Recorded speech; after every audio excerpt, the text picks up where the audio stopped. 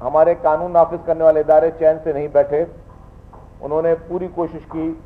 کہ اس کے پیچھے کون لوگ تھے, کہاں سے آئے, کس طریقے سے آئے, کہاں کہاں سے ان کی سہولت کاری ہوئی, کون لوگ ان کے مددگار تھے, کون سے انہوں نے ذرائع استعمال کیے کراچی تک پہنچنے کے لیے اور اس ٹارگٹ کو کرنے کے لیے. تو اس میں C T D counter terrorism department police کا, وفاقی ہمارے جتنے بھی حساس ادارے ہیں اور دیگر قانون نافذ کرنے والے اداروں پر مشتمل ایک خصوصی ٹیم تشکیل دی گئی تھی, جس نے اس نیٹ ورک کی کامیابی سے اس کا سراغ لگا لیا,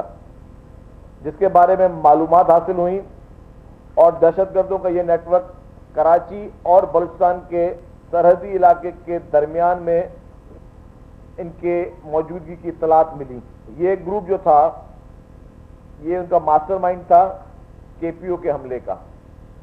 یہی لوگ کے پی او کے حملے پہ جو لوگ آئے تھے